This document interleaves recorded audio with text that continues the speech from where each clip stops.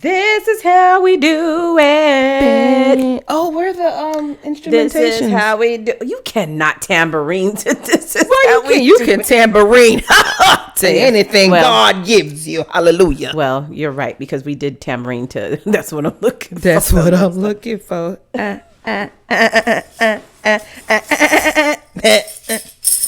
This is how we do it. You can make it churchy. Wait. This is how we do it. This is how we do it. How we do it. How we do it. How we do it. This is how we do it. Hallelujah.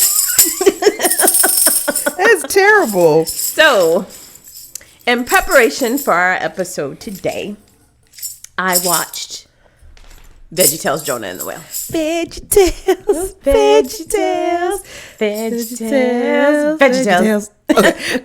And I watched the Greatest Adventures, Heroes of the Bible, whatever that series is called. The dramatic one with Charlton Heston. His little monologue is like 5 minutes long. Yeah, I thought that was Charlton Heston. He says it. He says, "Hello, I'm Charlton Heston." Yeah. I've seen me being bored. I was like, fast forward. I don't care what this man is saying in the front. Get to the cartoon. But I was thinking the whole time I was watching it. Do you remember what were they called back in the day? The Sunday on the radio. Mm-hmm. And it was like Adventures and Odyssey. Oh, that's what it was. Yes! Adventures and Odyssey. Yes, I remember that. Oh, I lived for that. I'd be like, Ma, turn it up. I need to find out what the kids are going to go to today. Oh, my What land are they visiting in the Holy Land? Yo, you unlocked a memory. I remember that. So now I have to go search YouTube to see. Oh, I bet you they have it on there. Did you know that on Disney Plus, Schoolhouse Rock is on there? Stop playing. Nope. I saw, what was it? And I was like, oh, snap, it's Schoolhouse Rock. Stop playing. Zero, my hero. Okay, sorry, y'all. But, oh, man. I'm just a bill. But I'm only a bill. And I'm sitting here on Capitol Hill. Okay, sorry, y'all. Yeah, those are some oldie but goodies for y'all. Showing the age. What I was going to say was, I forgot how entertaining the Jonah and the Whale from VeggieTales was. Man. Because there's a whole break session while he is in the belly of the whale where it's like a choir type people of angels appear and they sing that song. If you believe the Lord is true, then you should doubt what you would do. And then they break it down. If you believe, la. And I was in here jamming, okay? One thing VeggieTales did do was keep a good soundtrack on. They sure did. I mean, there's one, oh crap, I'm sorry I'm making a turn here, but there's one DVD. Is it the Daniel story? I don't know, but it's a song that is so like funky. Like I'm like, what black person wrote this? I know, right? Because it's a jive, like that's upbeat. Okay. So again, we are way off, you guys. But my oldest, when she was younger, she loved VeggieTales, and it's date me, but we had them on VHS. That's how we go. So when we started getting the silly songs, we had bought the collection of silly songs. Mm-hmm. So there was the one, the hairbrush one. It's like, and then there's the one with the guy with the cheeseburger. You are my cheeseburger, my wanted cheeseburger. So. But we had built a collection, and then they made a Larry Boy series, which is like a spoof of Batman from VeggieTales. And I think that's the song you're talking about, because that's the one where he's dressed like almost like JJ from Good Times in it. And they're like, Larry Boy, get it, Larry Boy. It could be. I need a green machine, Larry Boy. Yeah. It's like, why? Well, and as an adult, you're like, why am I jamming? Well, we need funk music to tell a story. I know, right? Listen, they know how we do it. Listen, and they know they need to get the kids' attention. Well, otherwise, kids are gonna be like, "This is boring." That's true. Well, in the greatest heroes of the Bible series, they're all dramatics. You know, I live for that, honey. Yeah, but I saw that when they kept breaking out, and I was like, "Why are you randomly breaking out the music?" They have a narrator who's, I guess, an Israelite. I don't even know, honey. I don't know what he was. I mean, he's telling the story like he's watching everything like in real time. He's like, Jonah is running away, da, da, da, da. And then when he says his little piece, the song pops up. He said, Jonah, and then Jonah, well, Jonah. I was like, wait a minute.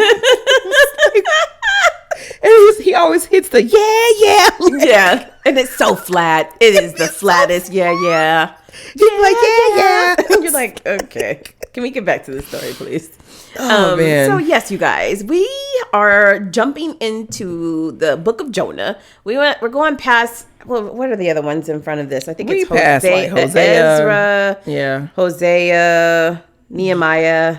Yeah, we already passed all those when we went jump to Daniel because those were all prophet ones. But Hosea, Joel, Amos, and Obadiah, and we're jumping to Jonah. Those are very short books, just like apparently Jonah is. I didn't realize Jonah was this short. So Jonah reminds me of, what story was it? That Job, I guess, like another standalone story that could have been written outside of, the right. That's so thing. Okay, and that's what I thought. But during my research, guess what? I found out. Apparently, they say Jonah is one of the little boys that got brought back to life by either Elijah or Elisha. And we missed that. We missed that because we read it and we went over that. And so when they said that, I was like, wait a minute, let me go back and look. Did they say this name Jonah? So they never gave the child a name. They didn't give the child a name. Remember, it was all about her mom. The first one was the mom with Elijah. The first one was the mom was making, remember, oil or whatever. And she was like, I can't, because Elijah was like, can you spare whatever? And she was like, all I have is olive oil or whatever. Right. And I'm literally, this is our last meal. Then me and my son are going to die. And then remember, he was just like, oh no, well, if you feed me and then do this, and I promise you your food will multiply or whatever.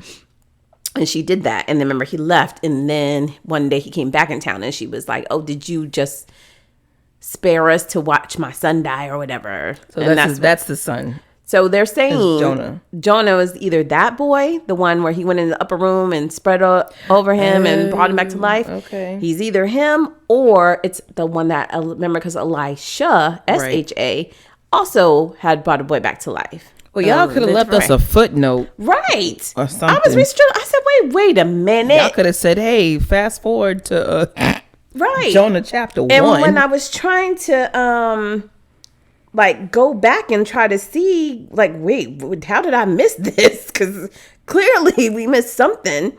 And it was saying that the way they relate it was because where he's from, the tribe he's from, and it relates him to whatever, which that's how they're saying it's him. It's the same person. Boy, I tell you. I was like, I completely missed all of that. I love when we do our research and we put, connect the dots and stuff, because I'm telling you, I stayed every episode. They didn't tell us nothing about this in Sunday school. They sure didn't. They left that out. Now, we do have the Children's Bible. We do. I would like to know, what does the Children's Bible say about Jonah and the whale? I want you to kick it off. First of all, I don't know why. She's flipping the pages, and for whatever reason, I just got a glimpse of the lion from Daniel the Lion's Den, and that lion is very friendly looking and cute. Well, not friendly and cute, but it looked like an 8-year-old shoe. This whole thing looks like an 8-year-old. It really does. Here we go. These are not Picasso's or... They're not at all. Okay. Leonardo. They're not. They're not detailed. I can't even draw it. I probably could draw better than this. Dang, shade. But hey, this is for the babies. Okay, so the first thing that I cannot help but to laugh, and I'm sorry, I'm gonna keep giggling through this whole thing. Okay. Because I don't know how it was in VeggieTales, but in the greatest history, the great heroes, whatever, Jonah was a little punk. I ain't gonna lie to you. The way they kept having him run out. Oh my God. Jonah was like, nope. I ain't gonna do it. I'm not gonna be able to do it. So in the Children's Bible, it kind of like alludes to that, but it says, first line, Jonah was feeling grumpy. I'm a prophet, he was thinking. My job is to tell our people about our God, the God who loves us. Now God wants me to go and visit our worst enemies, our enemies in Nineveh, and why? Yeah. So, okay, he's grumpy here, but in the animated version, he's more annoyed than grumpy. He was like, the people of Nineveh are like trash, basically. He was like, right. How can they get spared? Like, I don't understand. Like, he was just so annoyed by like their whole existence. And in the children's Bible here, it says, he's asking him, like, why do I have to go to Nineveh in like I guess a random voice? I think it's the voice of the Lord, because it's in all caps. Okay. Like, this is the Bible I'm looking at. It's not red like in the Bible. It's not red. It's in all caps, and it says, because God wants to forgive them for all the bad things they do. Okay. John was like, well, I'm not gonna do it. Well. Okay. Yeah. So when I was watching it, it started off like, didn't what are they called? The Ninevites? Sure. Sure. We if they're not called that, they're being called that today. Okay.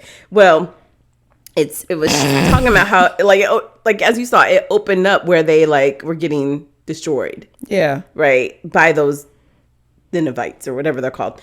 Like his whole town and village, they came in and they attacked when he was little, and you saw when he was trying to rescue the birds. Oh, his dad was like, "Come back!" He said, "My birds." His birds was in a little cage, you guys, and he went back to go rescue the birds as the village is getting burnt to a crisp, and they had a little escape ladder that his dad had snuck and built to escape them up to the roof. And so his dad was like, "Come on, like, boy, come on!" But they escaped. So that's why it was saying, based off of that cartoon version, that is why he did not like them, because the Nineveh people, or Ninevites, the people of Nineveh. There you go. They were destructive and came in and tore down their town. Yeah, it is Ninevites. We were right. It's a what? It's in Ninevites. We were right. Oh, Ninevites. Yep. Oh, okay. Thank you. Yeah. So but the VeggieTales version, of course, because they had to make it silly, it was all about the Ninevites were a town of people who like to slap each other with fish. See, and he was like, "I'm not going over there," because it was Jonah. Which I see now why they did it, because the book of Jonah in the Bible literally just starts off with Jonah received an order from the Lord to go and tell these people that they're going to be destroyed. And he was like, "No, I'm not doing it. I'm not going to be able to do it." He was like, "I'm not going to them. I don't like them people." He pretty much was like, "I don't care. Go destroy them." Right. He really was. was. Yeah, he was like, "Go for it." They killed my mama bird. Dang. So yeah, he was like, "Yeah, go for it. I don't care." And the Lord was like, No. I need you to play your part, basically. Right. Like, you need to go on over there and go play your part. So basically, Jonah is like one of the most reluctant prophets. He really is. And that's why I thought it was interesting when they were saying, and I'm trying to find where it was that I read it, that he is one of the little boy that was revived. Because it's like, are you holding on to something because you're like, I really want to be revived? Like, I don't know. You know what I mean? So maybe he was just I guess since if so let me start over. If he is a child that got revived, or how it relates to one of the earlier prophets, maybe he's just kind of got thrown into the prophecy lifestyle and didn't want to subscribe to it. So he probably knew, because what's interesting too, in the animated version, he does not recognize God's voice. Like, he hears, like, no, there's a okay, I'm gonna jump straight to it. Okay. So after God tells him to go do this, tell him what's going on, he's like, I ain't gonna do it. We know that Jonah takes a boat and try to escape the city. Did you catch that? Okay. So he boards a boat to Jaffa. Wait, he doesn't want to go to Jaffa, and said sail to Tarshish. Is that what I'm saying? Yeah, he wants to go to Tarshish house. Okay. Okay. So in the animated movie clip or whatever, in the car, or whatever he's in, it's not a car, Jessica. Come on. So really, TJ is he's in the trailer. I don't know what it is, but anyway, a cart. Okay. Covered wagon. That's probably what it was. So the voice of God is like, I'm mixing it up, but I don't really care. But he was like, do what I tell you to do, basically. So like you can see Jonah's like, who is talking to me? Like he keep looking like there's a guy on the right of him and a guy on the left. He's like, did you say that? Like, right. Like, did you say that? He was like, and the guy was like, nope. And he's like banging his ears like, I'm like, how do you not know that's God talking to you? He's like, yeah, is that you? Is that you? It's like, you? who that is? So it's like, I guess he's one of those individuals that didn't quite take on to being a prophet initially, or that, I guess. No however else to describe it. But my man was like, you got to pick some other Jonah because I'm not about to do this. Dang. So when you go and you study about it, like I was saying, with him possibly being the son that was brought back to life, I'm still trying to find that, you guys. I should have bookmarked it. But he is referenced in 2 Kings 14:25. It says, he restored the coast of Israel from the entering of Hamath unto the sea of the plain, according to the word of the Lord God of Israel, which he spake by the hand of his servant Jonah, the son of Amittai, the prophet, which was of Gath. Right. So he was, when we talked about Ahab and Jezebel and all them and Jehu, all that stuff in the Kings, he was already there, a prophet. But he was just kind of like, I don't know, in the background playing his part. I guess like he wasn't prevalent. There you go.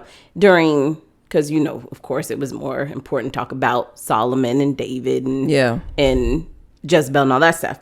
But he had that little part, and so he's referenced several times. So he's referenced then in 2 Kings. They say actually in the New Testament in Matthew and Luke, he's brought up. I think it's Matthew where he's brought up actually by Jesus himself, and then Luke he talks about him as well. And the reason why they say they reference him is because his story, like you're saying, it's another one of those plucked out stories. Like it's random.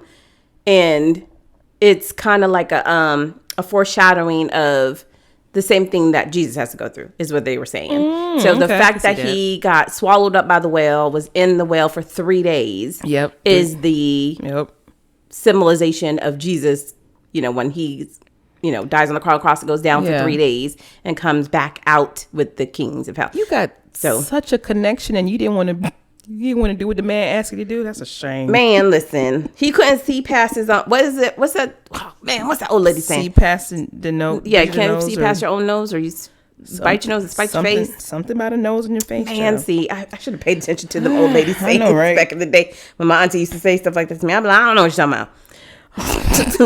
Like, okay, like thanks, auntie. Right, yeah, okay. But to continue, and I want you to tell me how it is in the VeggieTales version. Let me go back to our handy dandy children's Bible. Okay. So let me flip back a little bit. So it says Jonah ran down to the sea. He got on a boat. Okay. I am reading this exactly how it's written, y'all. I'm telling you, this is how simplified they made it. It was going to take him far away from Nineveh. Okay. Then God sent a storm. Okay.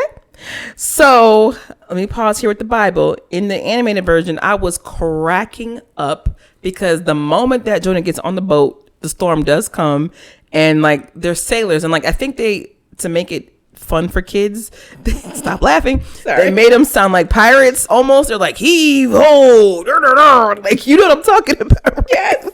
And like because the boat is a rock in it. And the reason why I'm laughing is because that's, in actual VeggieTales, it is the pirates. It's the 3 pirates who don't do anything. Those 3 are an actual character within the VeggieTales storyline through different things. So they incorporated them into, it's like they are telling the story of Jonah.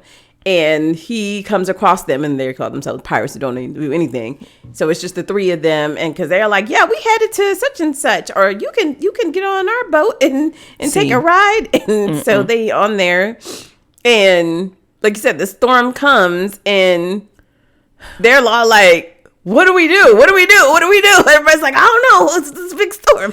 And so I was cracking up when you were reading your part because, like you said, I watched the other one and they tried to make it so PC. So I was cracking up because I was like, obviously that guy's from Africa.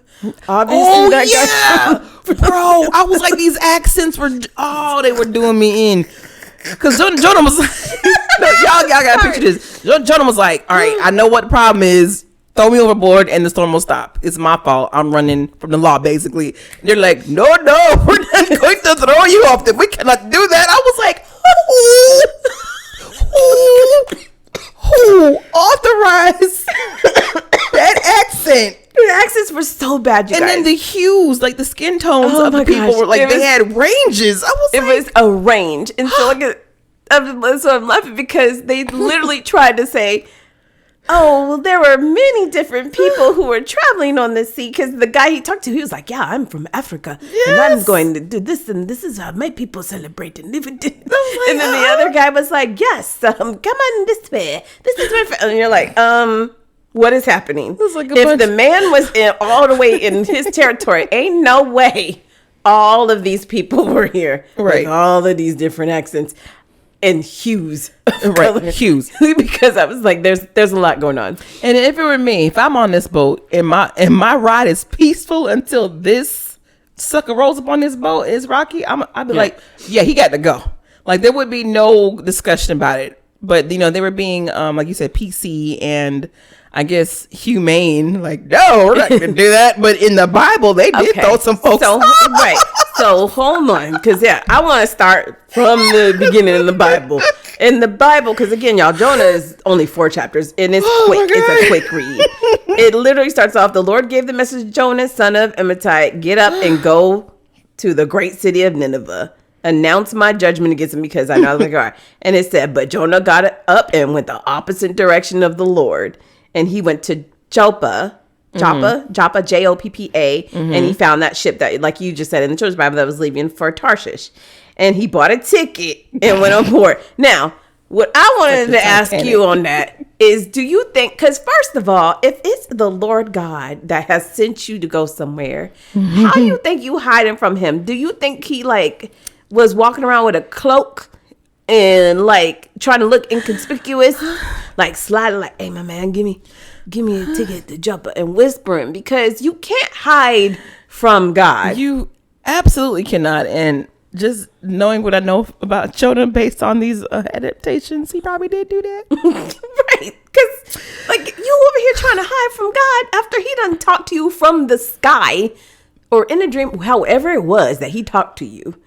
You thought that you could really hide from the Lord. But not only that, you didn't recognize the Lord's voice anyway. So it's And then from that, the next paragraph, it literally just starts off with, but the Lord hurled a powerful wind over the sea, causing a violent storm that threatened to break the ship apart. Fearing for their lives, the desperate sailors shouted to their gods. Now, this is why I think they were trying to be PC in the cartoon, because the one that you watched, and I watched that one as well, because they're saying their gods, as in these people were from different nations, and so they worship different gods. So they were trying to call their God for help, and then they said they kept trying to throw stuff overboard to help lighten the ship, because they were like, maybe, we don't know. I don't know why you do that. If it's a storm, why do you think you need to lighten your ship? I don't know. You might want to keep it a little heavier. And then they said that it says, at this time, Jonah was sound asleep. Of course. So there's a whole ruckus of a whole hurricane happening, and the ship is rocking. Again, and then people up there panicking, and he's snoozing. Jonah said, this ain't got nothing to do with me. I'm going away from the problem. Like I said before, he seemed very kind of full of himself. You little snooty dude. How you going to... First of all, how you trying to hide slow? Right. All at the same time. At the same dang time. He a little touched. But, you trying to hide from God, and then all this ruckus is going on, and you acting it's talking about he sound asleep. I feel like he was playing. Playing sleep. Yeah. If they don't know, if if no one realizes that I'm awake, then they're not going to ask me to help. You big dummy. Because the longer you stay on the boat, the worse that storm gets. Because God don't play. God don't play games. But it says the captain went down after him. It's like, how can you sleep at a time like this? He said, get up and pray to your God. Maybe you pay attention and spare our lives. So you got someone down there with rosary beads, I guess. Then you have someone else with, I guess, like a golden Buddha. Yeah. And then you have someone else with something else. So everybody lined up with all these different things that they're doing to pray to their God. Yeah, God. Right. Hello? It's almost like they throwing darts, like trying to land on which one is going to answer Who this gonna do it? Who going to save us? And so they ask him to pray to spare our lives. Now, Jonah didn't say, okay, I'll do that. Instead, it goes into, which this is the part I was going to ask you if you caught this part on the one that you watched, where it says the crew cast lots to see which of them had offended the gods. Oh my God. In the cartoon, it was like they was just. Wait, they drew sticks. It was sticks. And then wait, let me set this up. Okay, I'll let you set it up. Go. Cause I was sniggling. Cause they cast the lots or drew sticks, straws, or whatever. Mm-hmm. And you know how it goes. The shortest one has to go. So when it was Jonah's time to pluck the stick or whatever, God did something. Did you see it? Yeah, that's what I was like. The stick automatically got short. He was like, wait, what? He was like,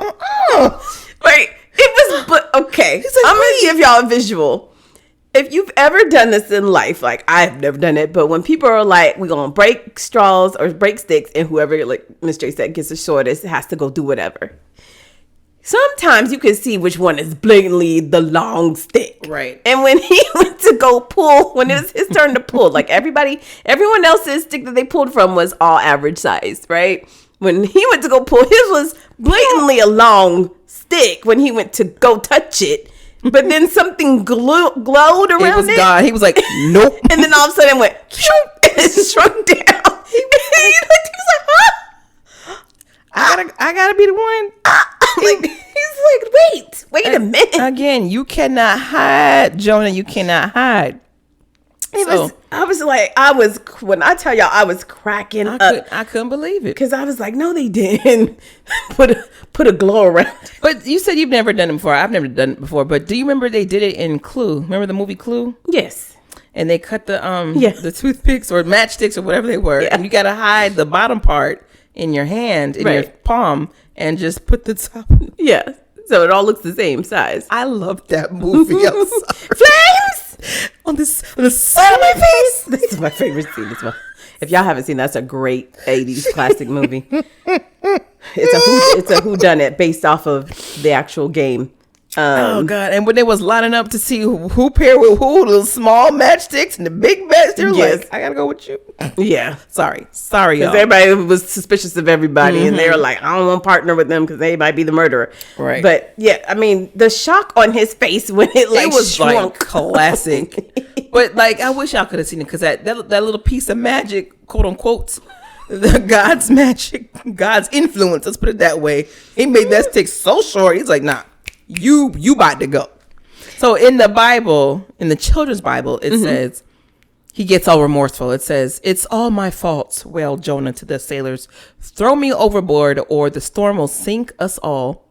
And it says, so they did. And the storm stopped. So, okay, I have a problem with that. Yeah. Because in the Bible, it says it says that they were reluctant to do so, right? And in the video too, they were they were reluctant to do so. They were like, no. I'm like, that's wrong. We can't just murder a man and throw him overboard. And so in the Bible, it says, they were like when he drew the straw, and they were like, "Oh, it's Jonah," and they were like, "Why has this awful storm come down on us?" They demand, "Who are you, and what is your line of work? What country are you from, and what is your nationality?" They went all up in his business, and he said, "I am a Hebrew, and I worship the Lord, the God of heaven, who made the sea and the land." So then the sailors were terrified when they heard this. And they said, why did you do, like, what did you do? Like, why is there this storm and it's getting worse? Like, what are we supposed to do? And then that, like you said, that's when Jonah said, oh, well, throw me into the sea. And then that will stop it because I know the storm is all my fault. But instead, it says the sailors rowed harder, trying to hurry up and get back to land. Yeah, they So did. they didn't want to throw him over because if you are a person of, I don't know, what's the compassion? You're not going to do that. However, me, I would be like, I'm going to push you on. First, the problem I have with that is, why would you put that on other people? Why would you say, throw me over? If you know it's you, why don't you just jump? Why didn't he just jump over? Because he needs to be pushed, like physically and what's the other word? Figuratively. Because he's a punk. He needs somebody to be like, can one of y'all help me get over this boat, please? Because I ain't gonna do it my dog. Nah, man.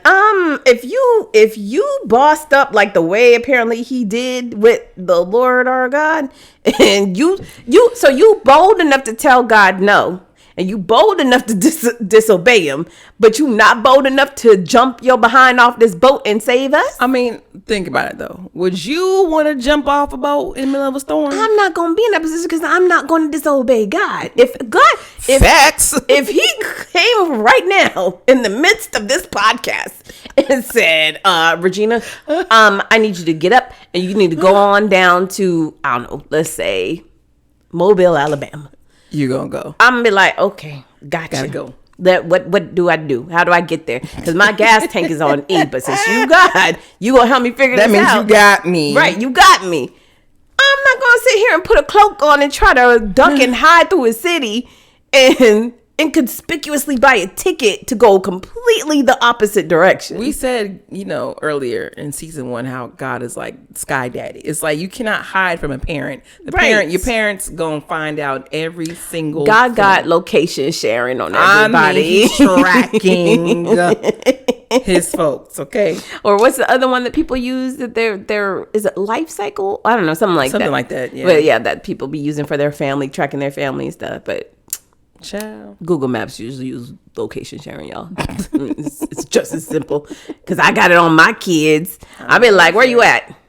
No, you not, because I'm looking right at you on the map. Yep. I wonder if that's what God was. He was tracking. He had an air tag. He had an air tag on Jonah.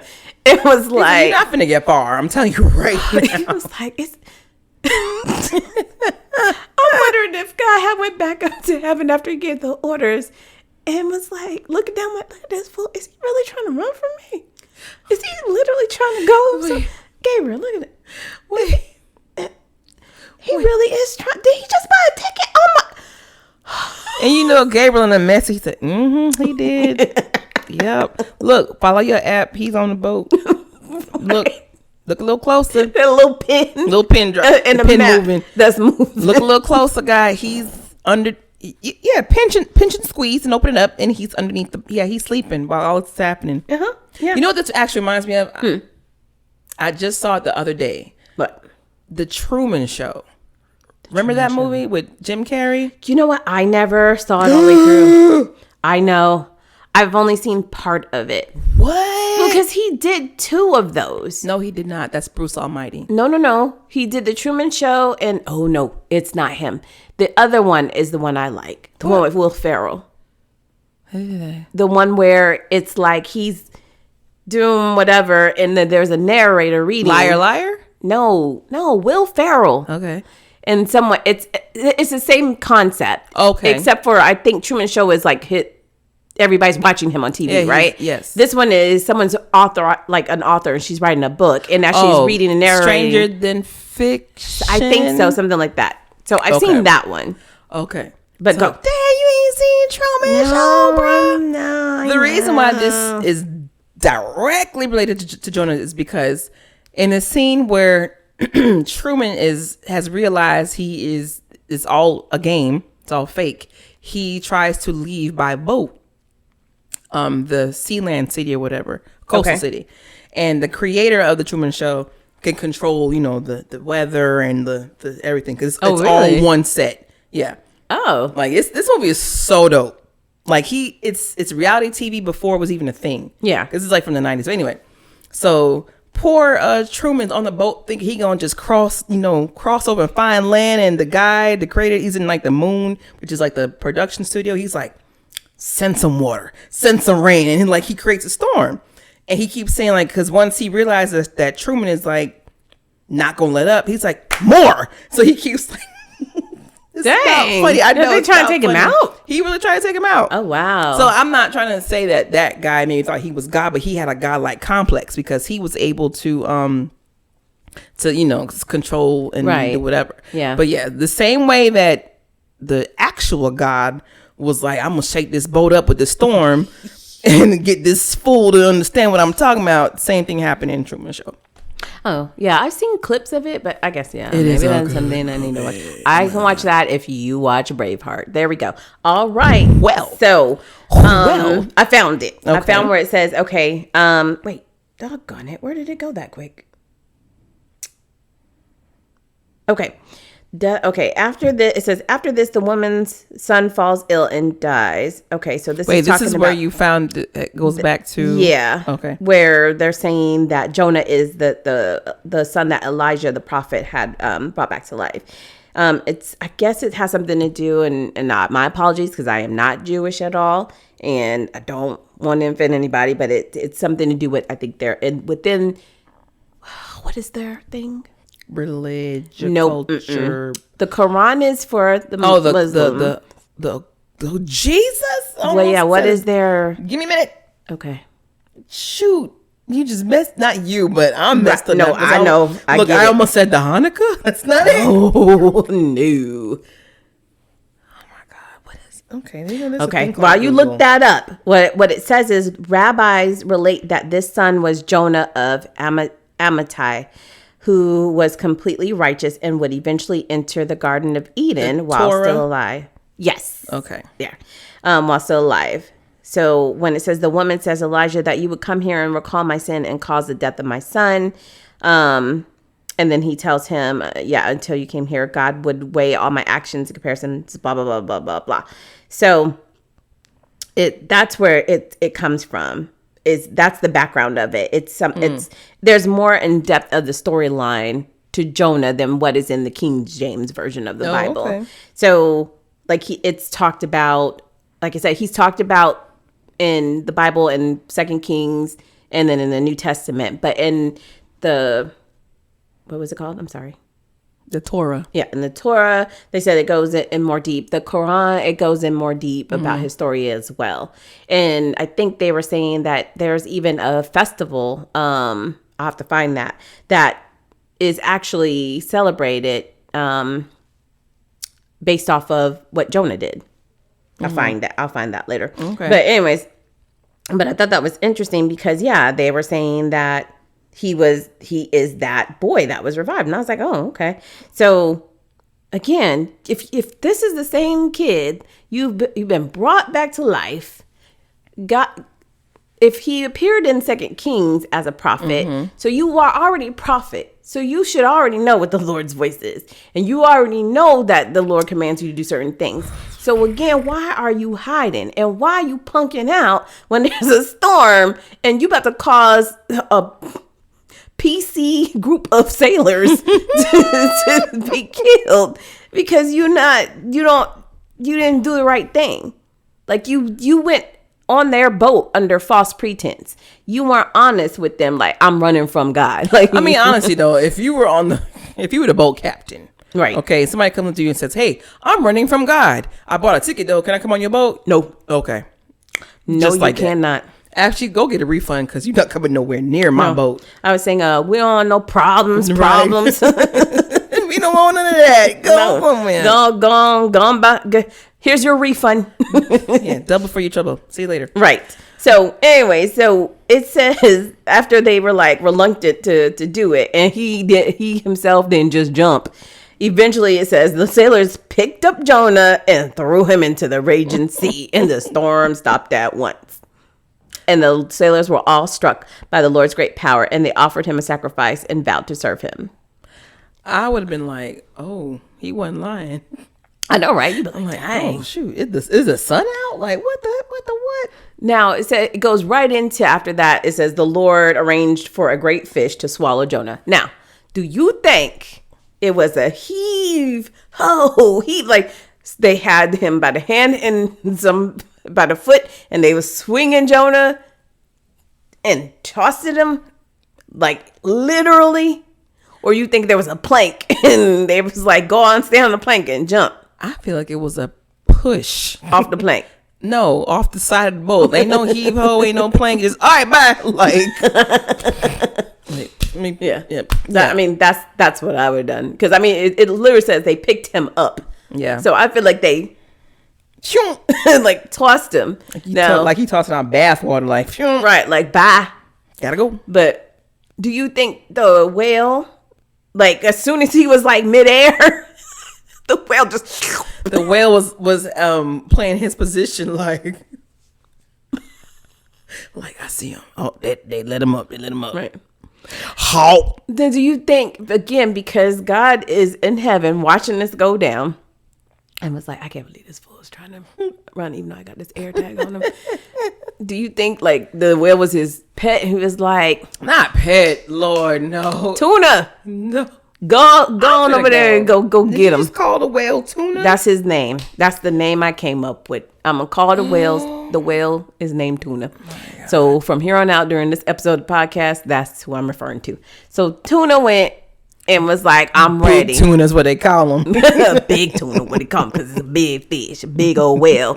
So he was like, "Say less." When God was like, "Gonna be ready," he was like, "Say less. I'll be there in 10."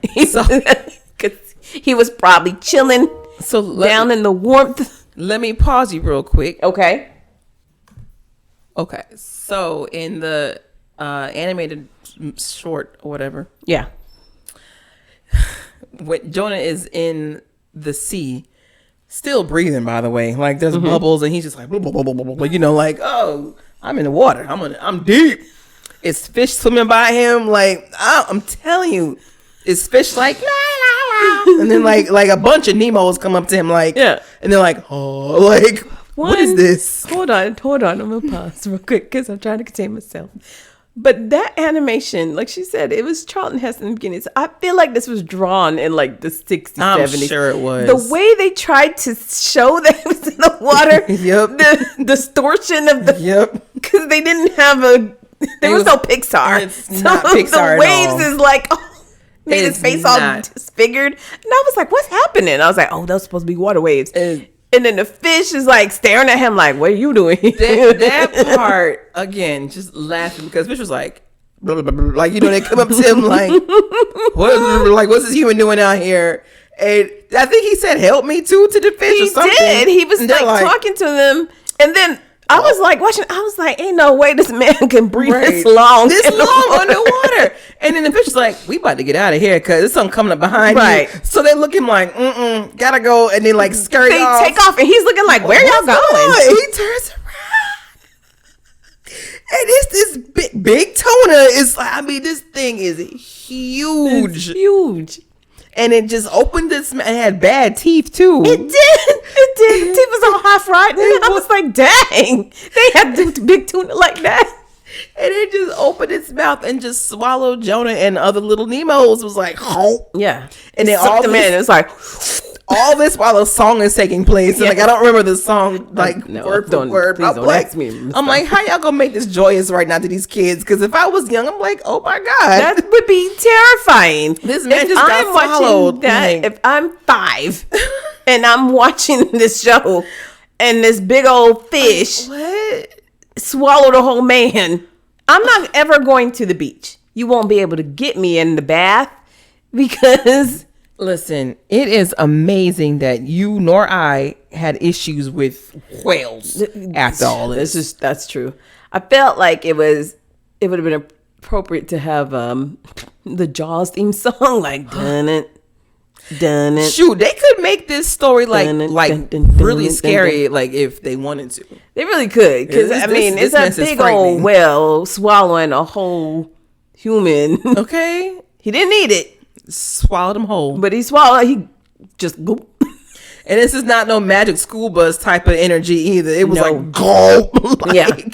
Now in the VeggieTales one, which had me cracking up, they basically tossed him overboard, and he was like in a like a floaty. Mm-hmm. So he was floating with a life vest and a floaty. And like you said, all of a sudden the sky went immediately sunny and bright. Mm-hmm. And they were looking like, oh, wow, what? And then so they were like, okay, the storm stopped. We'll bring you back aboard. And he was like, looking around, he was like, well, how am I supposed to get back? I can't, like, he was too far. He was like, I can't swim. Mm-hmm. They're like, no worries. We're going to send you the life raft thing. So they tossed it out there and it landed on them. And then they're like, okay, well, what do you do now? And they were like, pull him in. So they start pulling him in.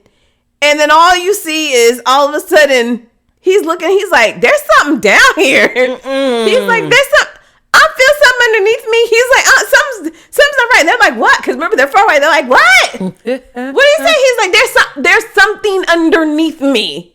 I feel something touching my foot. Mm-mm. And so he was like, they're like, wait, what? We can pull you in. And he's like, I feel something. And then next thing you know, all you see is a giant mouth like come up and just raise over him. And that is absolutely traumatizing for these children. Who thought, if I was an animator, I would have just drawn a little, the bowl when you flush the toilet, the little spot, the whirlpool. Yeah.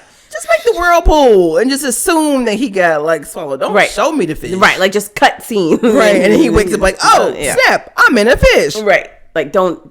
Yeah, no, they showed the whole whale swallowing. And then in the animated one, when he's inside the fish, it gets so real. Did you get that far? Yeah, that was. I was like, wait a minute, why is he arguing with the image of himself? And that image did not seem nice at all. I was like, my man, he had a whole identity crisis and just lost his mess down, his marbles down there. Like his evil side was like, you ain't about to leave this fish. Right. He sure did. He was like, I don't know where you think you going, but you can't get up out of here. He was like, you gonna be stuck with me. I was like, oh Lord. He's stuck with me and he's like floating. Yeah. Cause he basically is on this raft, you guys. Cause he got swallowed by the fish. Like it's like a wooden crate type raft. And he looks over into the water that's in the belly of the fish and he sees his reflection. He's like, oh, what am I going to do? And then the reflection starts talking back. And that's when we're like, yeah, he's like, yeah, you stuck in because you disobeyed. And then he was like, oh, just go away. You're just pretty much like a figment of my imagination. Yeah, right. And he turns around and the image is like floats outside the water and it floats upwards in the air. And you're like, wait a minute, what in the psychedelic trip is happening? Because I'm trying to follow. What are we saying this is? Are we saying this is an angel sent to talk to him? Are we saying this is like Satan is talking to him? That was not no angel. What is happening? Now, in the VeggieTales version, like I said earlier in the beginning of the episode, 3 angels came but again, they came in like church, like as a choir in robes. And oh my God. They were like, you just need to, you know what you need to do. You need to pray to the Lord and you need to, recognize that you was wrong and you need to believe in the Lord God and believe in his word and follow what he told you to do. And he's like, I just don't know because I just can't. So again, in the VeggieTales version, he just despises, just like in the animated one, he despises the Ninevites because he just feels it wasn't like they attacked his village like in the other one, but in VeggieTales, he's just like, they don't listen. They're hard-headed people. Mm-hmm. They are violent people. He's like, they trash. They deserve to die. And so he still, as he is literally in the belly of a whale, is still like, I ain't gonna go. I ain't doing it. I don't think I'm gonna do it. I'm sorry. It wouldn't have taken me but 2 seconds. Yes, God. When's the next stop to Nineveh? I'll be right there. Be right there. Sign me up. Because how long did Jonah spend in the doggone whale's belly? 3 days. 3 whole days. 3 days and 3 nights. So in other words, it wasn't until that 3rd night where he realized, okay, I'm not digesting.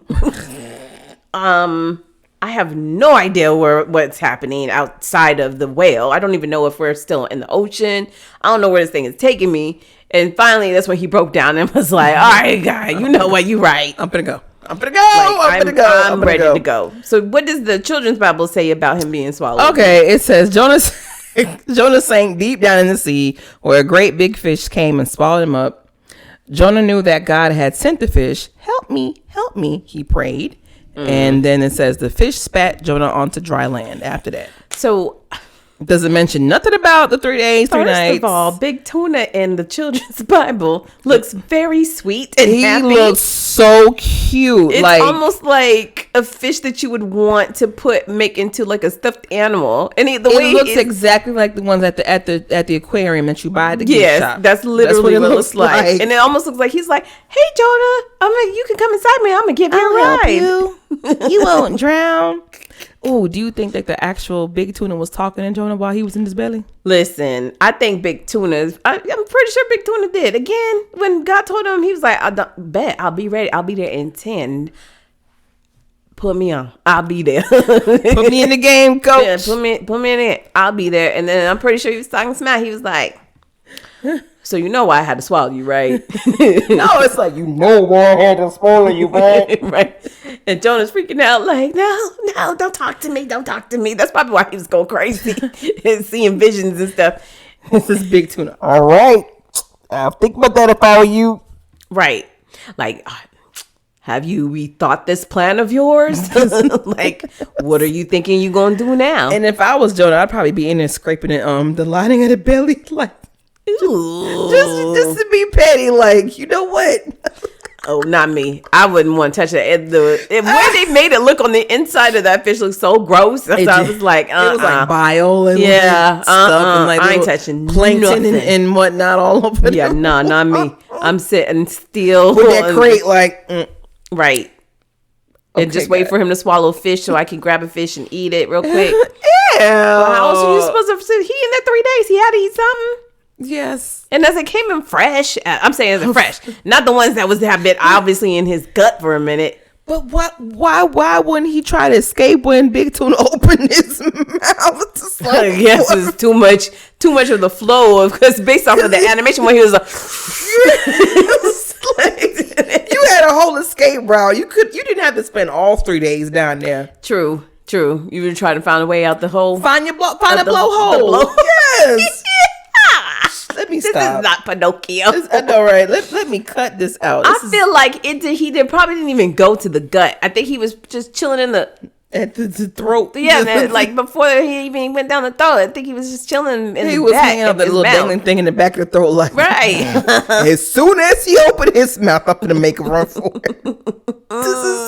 I am so childish. No, wait a minute now. See, I'm sorry, y'all. I'm about to do this. But when you I don't know why, but it just hit me when you said if the whale was talking to him. You think the whale sounded like, remember on Finding Nemo? But Dory was like, "I speak whale." It's just like,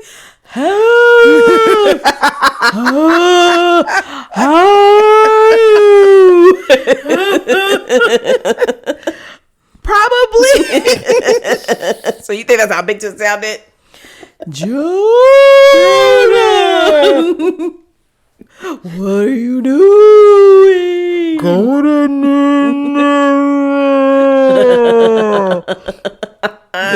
What?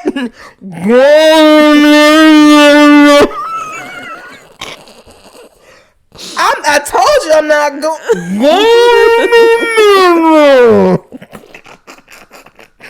I'm sorry. I started it. I'm so sorry. I'm sorry. Okay. So yes. Fast forward. Basically, he says in the Bible, he says this long prayer, basically apologizing to God. Is that what it happens in the church's Bible? It says, "Help me, help me." He prayed.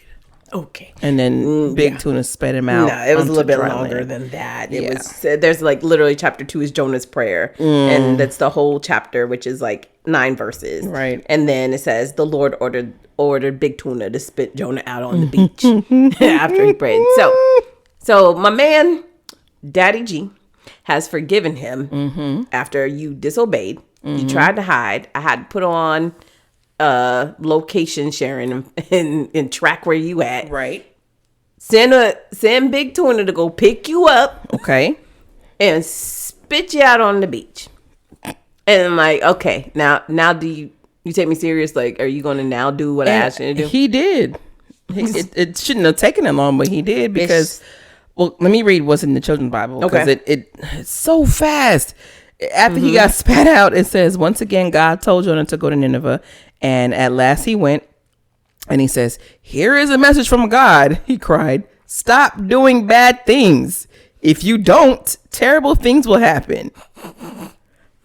I'm sorry. If somebody came to me, and I'm in Nineveh, it's probably not as bad as Sodom and Gomorrah, but it's still a bad, bad time town. Yeah. If I'm doing all the bad things, if I'm cussing, if I'm drinking, if I'm, whatever, blah, blah, blah, and he's not a child, but some young man comes to me and says, stop doing bad things just like that, I'd be like, boy, bye. Like, there's no impact there. Right. Like, I don't know you. Like, what Mariah Carey be saying? I don't know her. I don't know her. They'd be like, yeah, no, you did that song together. I don't know her. But weren't y'all nope. Right. I don't know They was like, we don't believe you. You need more people. And in the animated version, did you see that? He was just running around. He got crazy. He was running around and he was covering his mouth with his hand and was like, stop doing bad things. Okay. Stop doing bad things. Like he was just running to down one street, yell. And then people would look up like, who is that? And they'd be like, oh, he said stop doing bad things. I guess we should stop. And then he would run into another area where there's other people doing things. He said stop doing bad things. I guess we should stop. I was like, I don't think that's how it go. I don't think that's how it goes. And in the Children's Bible, it says the king heard the news. Now, we're going to touch on the king in the, I should say, tell me in the VeggieTales one, was the king present? Yes. Okay, so in the Bible, it said, the Children's Bible, says the king heard the news and he said, everyone stop being bad, he ordered. And then God forgave everyone and that made Jonah very grumpy indeed. So Jonah was so mad that God was like, all right, they're spared. He was like, golly, right.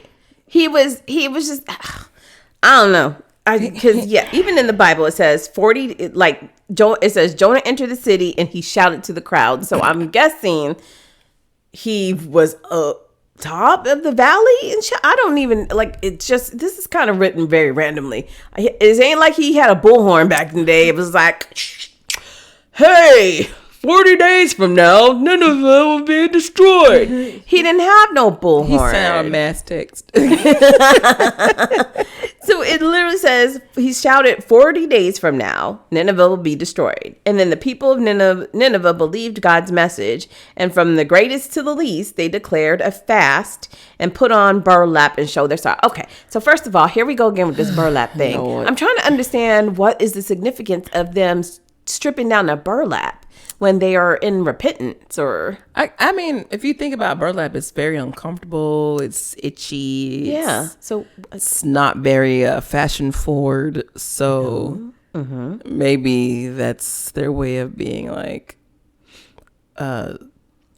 submissive is not the word I'm looking for, but vulnerable. Yeah, I guess. Sure, even though big old thick burlap. Now you were in a whole potato sack. Okay. Right. In the heat. Because again, it's hot. You know it's hot out there. You know it's hot. So yeah, he put on, it says that people put on burlap, and it says the king of Nineveh, like the Children's Bible said, heard what Jonah was saying. He stepped down from his throne and took off his royal robes. He dressed himself up in burlap and sat on a heap of ashes. Because even remember, they were saying, didn't we see that as well in Job, right? Wasn't he out there in some burlap sitting on some dirt while he was going through all that stuff? And then it says the king and his nobles sent this decree throughout the city. Now, here's where my problem is about to start. No one, not even the animals. Oh, back to the animals. From your herds and flocks may eat and drink anything at all. People and animals alike must wear garments of mourning, and everyone must pray earnestly to God. So here we go again. So now you done I'm throwing my thing down. So now here we go again. The animals now, you want me in burlap. I'm already an animal. I don't wear clothes. But now you want me to be dressed in burlap and go through this whole mourning, vulnerable thing. How long was it? Did they say? It doesn't, you know what? It doesn't say. He told them that if they didn't change, well, he didn't even say if they didn't change. He said, in 40 days from now, your town will going to be destroyed. That's all it says. And then the king says, okay, well, everybody needs to dress in this burlap, even the animals. It says, people and animals alike must wear garments of mourning, and everyone must pray earnestly to God. They must turn from their evil ways and stop all their violence. Who can tell? Perhaps even yet God will change his mind and hold back his fierce anger from destroying us. And then it says, when God saw what they had done and how they had put a stop to their evil ways, he changed his mind and did not carry on the destruction he had threatened. That happened pretty doggone quick then. Right. So, because they don't give us a timestamp. They don't say if this takes over the course of the 40 days. Because remember, he says in 40 days, God's going to destroy you. So did they mourn for 40 days? I don't know. And fast, because remember 40 does have a significance. Yeah. There was 40 days and 40 nights for the flood. Right. 40 years for the Exodus. Mm-hmm. When Jesus goes and he fasts for 40 days and 40 nights. And this town was supposed to be destroyed in 40 days. So maybe they fasted for the 40 days. Maybe they did. But not just the people. The animals had to do with it too. Why my animal gotta be in burlap? They was doing bad things too. What the heck is an animal that's doing that's bad? Oh, come on now. You know them ghosts out there acting real bad. You think the animals is them ghosts like act bad. Right. Act bad. Yeah. They're like, hey, hand me my 40. I need my 40 in my Glock. Because I'm about to go run up on Bam Bam because I heard Bam Bam was hitting on my broad. What's the animal with the deer? They was bucking people. Just, hey, get out of my face. The elks is right. just running up on each other. Gang, gang. Right. Gang, gang. Gang, gang. I hope in this village we don't have the animals run around gang, gang. Gang, gang. There's like a flock of geese is running up like... We represent the Bloods. Y'all represent the Crips. Y'all can't come on this side of town. We gonna have problems. He goes like, who set tripping up here?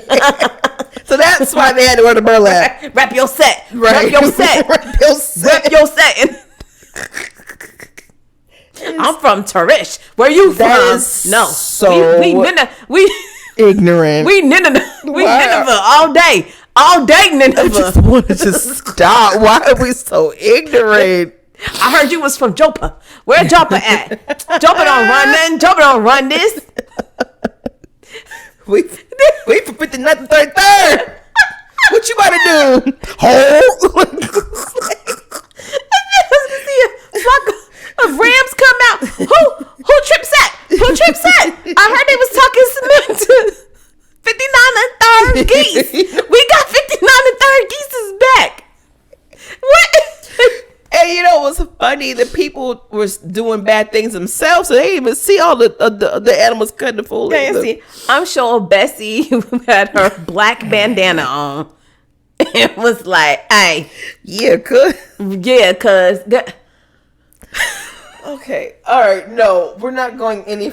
Nope. I'm not partaking. Nope. Because this dope. We represent the skim milk clan. I knew.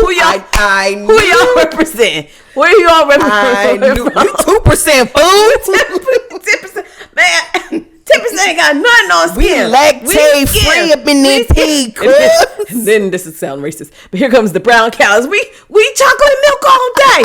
We chocolate milk all day. You know what they call this? How now, brown cow?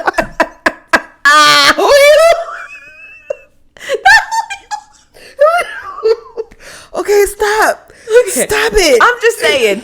I'm trying to figure out how the animals was in punishment where they had to also partake in mourning. What was y'all doing? Who was y'all? This is why Jonah was mad, because he knew the shenanigans was happening in that city. He was like, "Don't save them people or their animals." He was like, "That's why he was mad." Not only the people, but he was like, "You heard." God, come on, guy. You heard around town. You know they be set tripping up in there. I don't.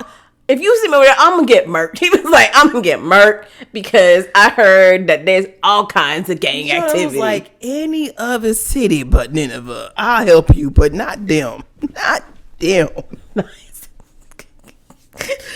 Okay, maybe I side with Jonah a little bit. I don't know. If it was that bad, yeah. Maybe. If he rolled up in town, if he got spit out by Big Tuna, and I bet you at that point, Big Tuna was like, Shook his head. It was like, good luck, bro. No. Good luck, bro. This is so... Jonah was back like, what? He was like, you'll see. This is so terrible. Word around town is them animals from Nineveh ain't nothing to play with. We don't even like when they fish go too far away from there. I'm trying so hard not to bust out laughing, so I'm like, consider my laughing. I'm sorry. I tell y'all, I got a problem with the animals. I be feeling bad for them. But yeah, now you're right. If the king himself had to say, hey, not even the people, but y'all animals, y'all been tripping. Y'all need to put on some burlap and y'all need to repent as well and fast and don't eat or drink nothing until this whole city get right. Nineveh gangster boy, I tell you. That's some gangster. Man. So it says, of course, God forbade them, and instantly, basically, like you said, Jonah was angry because Jonah's like, all the stuff that they've been doing, they set tripping over here. Man. They murderers and they doing this. Even the cows is beefing with each other. How you forgiving them? Like how you forgive them that quick? Like how you forgive them that easy? And he's like, so in the Bible, he goes on, he complains to the Lord about it. It literally says he complains. Didn't I say before I left home that you would do this, Lord? First of all, if I was God, I'd be like, excuse you. Okay, watch your tone. Watch your tone. Who you talking to? Watch your mouth. Who are you talking to? Don't be talking about didn't I say? I don't know. What bit? Look, the parent coming in. What bills you pay up in here? What land have you created? Right. Here? Yeah. What humans have you created? What sky have you made? Show me the earth or the planets that you have created for you to be up here talking about didn't I say? Jonah bold. Jonah bold. He's sulky. He's miserable. He said, this is why I ran away to Tarshish. I knew that you were merciful and a compassionate God, slow to angry and filled with unfailing love. And you're eager to turn your back from destroying people. So just kill me now. I'd rather be dead than alive. Jonah. If he's basically telling God, I'd rather you kill me if you're not going to kill and destroy this town. Jonah. The dramatics. Super dramatic. Cut the foolery. So the Lord replied, is it right for you to be angry about this? And then it says that Jonah went out to the east side of the city and made a shelter to sit under as he went. Get this away from me. And even then, God had compassion and he made a plant grow and its leaves spread it to make shade to keep Jonah because it was hot. So he was like, Jonah's all kinds of spoiled right now. He is like, my man, God has just had a plant grow out of nothing to shade you while you wallowing in self-pity over there, while you being petty. He still is sheltering you. But wait.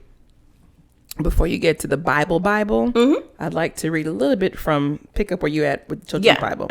So it says, so I'll read back a little bit. It says, he went and made himself a little shelter. He sat in it and sulked.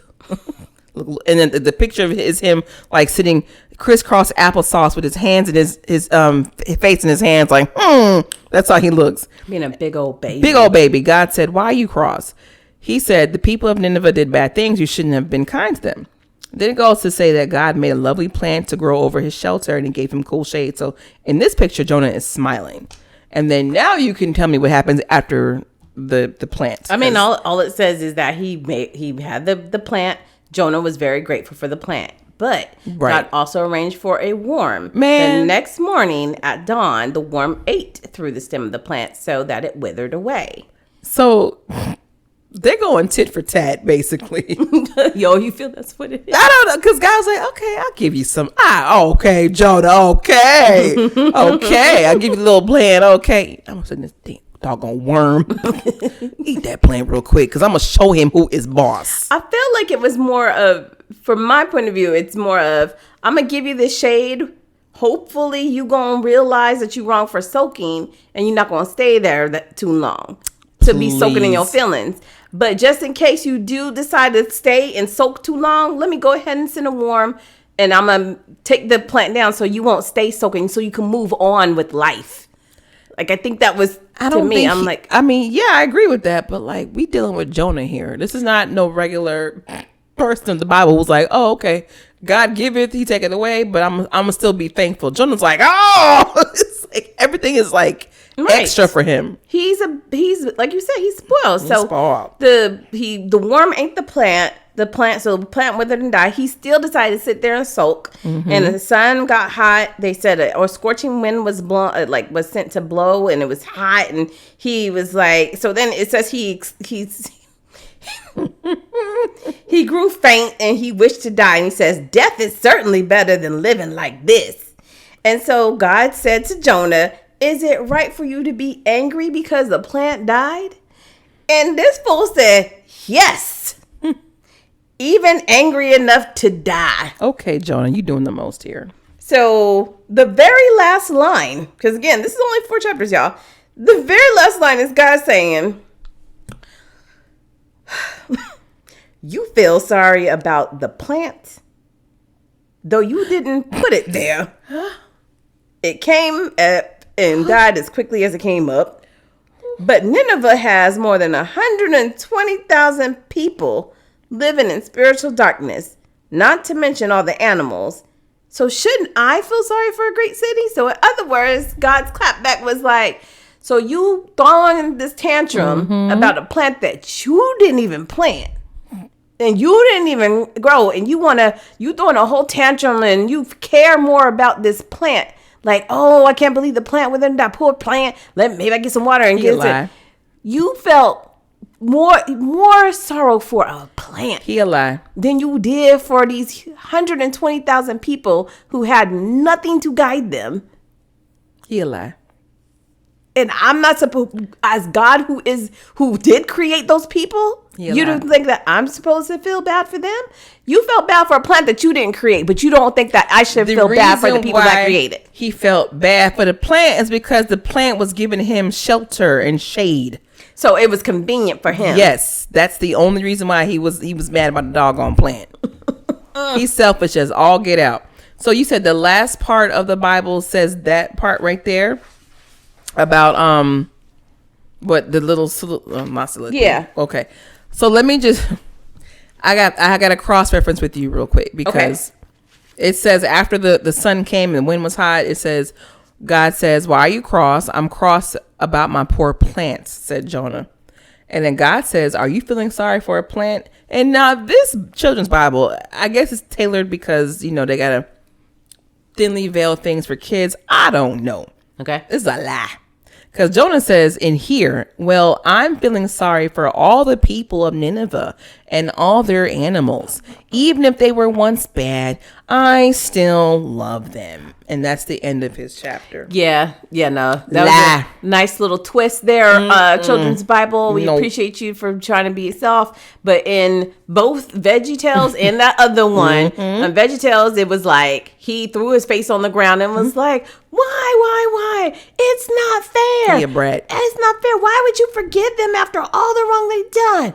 I don't understand. And then that's it. Like they cut. And then everybody, because remember I told you the pirates were telling the story to these kids. And they're like, that's how it ends? And they're like, yep, that's how it ends.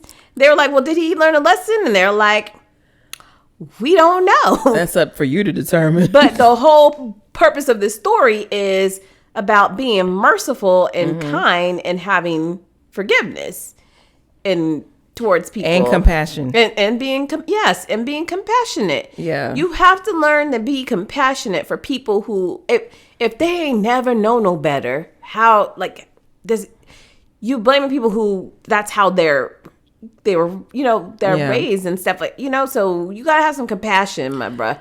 Like people be going through stuff and you have to show compassion and you have to be merciful because otherwise God would just, if God was not merciful, he would recreate this planet every day. Every doggone day. Every day. He'd be like, nope, they're not right. Undo. Control, Alt, Delete. Yep, every time. Nope. So, like, this is why I don't understand. Why are we referring to Jonah as a prophet, quote unquote? Because because like I said, he does come up several times in between Kings in his actual book. Sorriest prophet doesn't read about. The problem is he was fine being a prophet to the people that he thought needed to be prophesied to. I get it. But the people that he was just completely against, he was like, they'll never be right. Now, here's the kicker.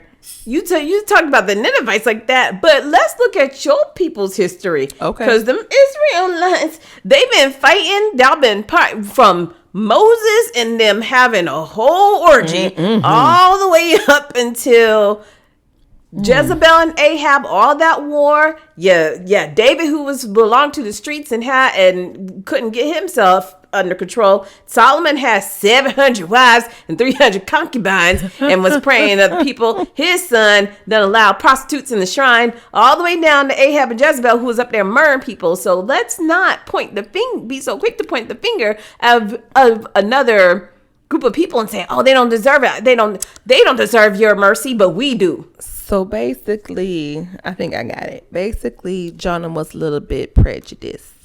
It sounds like it to me. Jonah is very classist and egregious. Jonah is very elitist. Jonah is very highbrow, and he's the biblical equivalent of a Karen. Or wow. or whatever the male counterpart to Karens are. I have no idea. Billies, Chads, I don't know.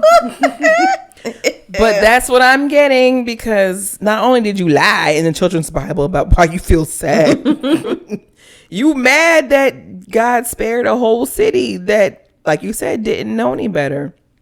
And the sad part is there are people that still feel like this to this date. There are people that don't want people to get governmental assistance because of they live in a certain zip code. There's people out there that don't want people to achieve any higher because of this, that, and the third. This is like there are plenty Jonahs in the world as there are Karens. Right. Because it's just one of those things where he's like, no, they're wicked. They don't deserve your salvation. They don't deserve your forgiveness. They don't deserve your mercy. That's only we do. Only my people do. And it's like, no.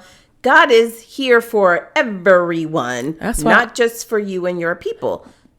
So yeah, and unfortunately, like you said, it just kind of cuts off the story. That's it. That's literally what God was just like, shouldn't I be? You was worried about this plant. Can I not be worried about my people? And that was it. Boom. Story end. God gave him grace because he took Job through the ringer. Well, Job, again, that was a bit. Exactly. That's my point. Like, but you would have thought that Jonah, after being swallowed by a big tuna, would have had his mind right. You think. But he didn't. And it's one of those things where it's sad because you don't know, like, unless he comes up again in the Bible, I don't, like, again, I know they bring him up in his story up of what happened to him, but I don't know if beyond this, if we're going to hear from him in a prophet way again. Right. And in VeggieTales movie, they made it to where he was like a celebrity. See, because he was a known prophet amongst the land, so they were like, "Oh, it's Jonah." Like when people see him, they're like, "Oh my God, it's Jonah! You're not it's Jonah! Oh, you guys, some good news! You guys," and he'd be like, "Yes, yeah. God says, okay. Oh, it's fine." That is a huge turn off. So that's how they made him or let down. And so there's this worm. The worm was actually like a little sidekick type thing. And he was like, "Oh my gosh, your word is spread down to my people and and we have little plushies made of you and all this stuff." And he was like, "What plushies?" He was like, "Yeah." But then when he got to the town of Nineveh with the woman was like, "You are nothing but a baby." He was like, "You have a tantrum and you haven't learned anything." He was like, "How could you be so cruel to other people?" He was like, "I'm leaving." And like, he just takes off and walk off because he's like, basically, I ain't your fan no more. I ain't your little fanboy. Like I roll with you. I see what you about, what kind of life you about, and I can't stand for it. Yeah, literally. I'm not feeling Jonah. So that's where his story. That's where it ends. But I did find the thing that when I was on research, it says because of the trials and everything that he went through. And I feel like because there's only literally 4 books in the King James Bible, and like I said, he is a prominent prophet in the others, in the Torah and in the Quran and in a couple of others. There's more things I think that happen with Jonah that we are not told because it doesn't come up. But it says the book of Jonah is read every year for Yom Kippur. Like it's tied into that because of the whole story is based off of being, like you said, merciful and compassionate. I need to talk to some of my Jewish buddies and see how that if that comes up often. Right. I would like to. I don't know. Are we allowed to have? Do you have to be Jewish to have a Torah? Like, can you buy? Oh my God. I'm so sorry. I don't know. I mean, I think you can. I don't know. Anybody can go walk and buy a Bible. Why can't we go buy a Torah? I don't know. Can we go buy a Quran too? I don't know. Do they sell Do them they ask at for like Barnes and Nobles? identification? Do they send the what? Do they sell them in Barnes and Nobles? But the Bible is sold in Barnes and Nobles. You do know that, right? I do know that. And it's on Amazon and it's at Walmart too. It's everywhere. Yeah, but I don't think you can just walk up in Barnes and Nobles and buy. They ask for ID.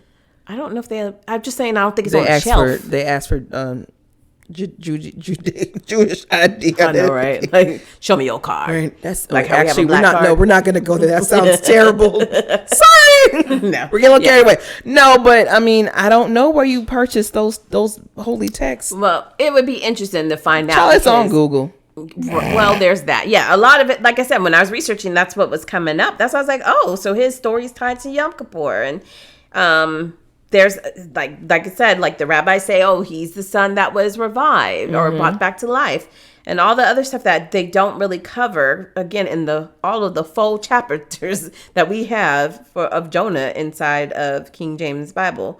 But it would be I would be curious to see, and it would be great if some of our listeners, if you have read other renditions or extra knowledge about Jonah, hit us up and let us know, because I would really like to know. Like, I'm intrigued because there's some things we're missing, because like you said, he literally is one of the 12 great apostles or prophets from not from the New Testament, from the Old Testament. Like, he comes up quite frequently, so there's obviously some things that he did that was great. I'm gonna say, to close this up, I'm going to say homeboy learned his lesson. This is your... Yes, this is just your my ending. version. This is your alternate ending. This is RJV. Okay. Okay, well, not J. RDV. Regina... Okay. Don't blah version. Okay. Yeah. Yeah, there we go. Or RPV. All right. So yes. Anyway, it's this is my rendition of the story. I believe that he, after God said what he said, I think some more words were exchanged. I'm pretty sure that Jonah was like, nah, you don't understand, because you don't understand what they did to me, because when I was younger, and God was like, listen, you're not getting it. What I need you to understand, and he probably broke it down to him and was like, okay, remember when you accidentally stepped on your friend's Converse pet okay, I was gonna say pet lizard, and it was an accident, but the lizard did lose its life, and you were sorrowful for that mistake, and that your friend forgave you, instead of being like, oh, you did it on purpose and you're evil and I'll never talk to you again, and you can never come to my birthday parties. Instead, they forgave you. It's like that. I'm pretty sure there was like some back and forth between the two of them until finally Jonah got it and was like, okay, I get what you're saying. I get what you're saying. I can go with that. Happens in the MJV. Okay, let me hear the MJV. Jonah locks eyes with the Ninevite, a girl, and realizes he was wrong the entire time. And then finally thanks God for saving them, because now he has found, because she was thick. Thick. I want all of them. So you think that's what happened? That's what, because historically, statistically, that does happen in the Bible. Right, it does keep happening. They do be linking up with the foreign ladies. I mean, yes. And then they be getting their mind right. Maybe that's what it took. Maybe it did take a Ninevite female to be like, come out and say, hey, aren't Jonah. you Jonah? The one that came in here and was telling us that we need to get right. Well, I have completed my fasting. My parents want to know if you want to come over and eat some unleavened bread. Oh, that's unleavened bread, you say? Yeah. There you go. Thank you, God. Right. Oh, man. Probably. Who knows? But at some point, like I said, he had to get right on. He had to get back on track somehow, because there's more to him than just being swallowed by big tuna and being spat out and then crying underneath some tree.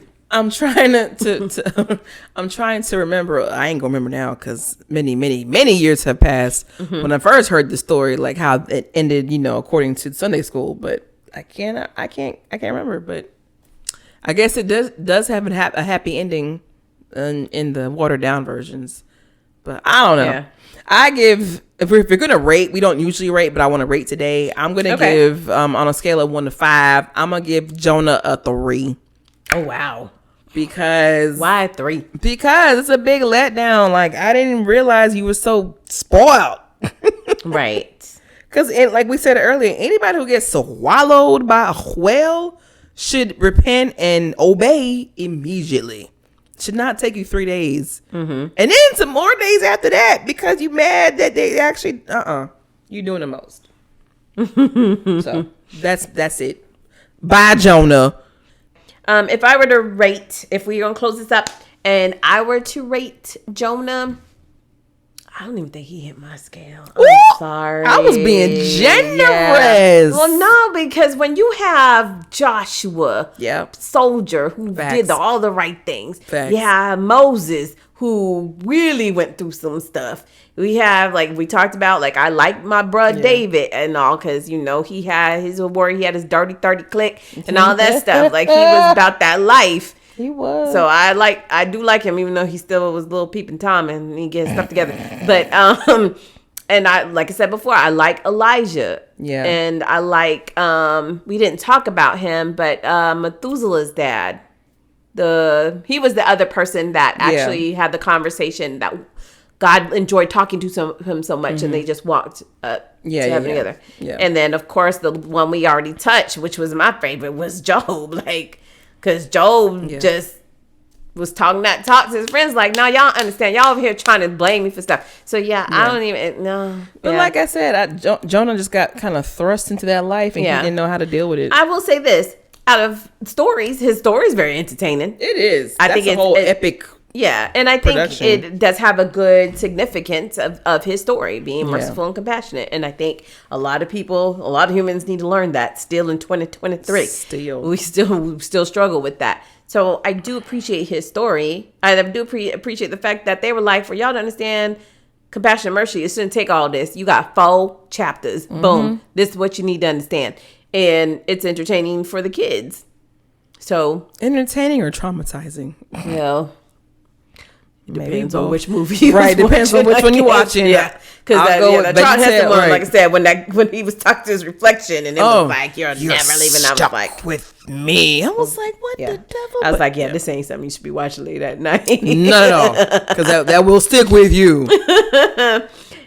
Anyways, but if of y'all, but. That wraps it up.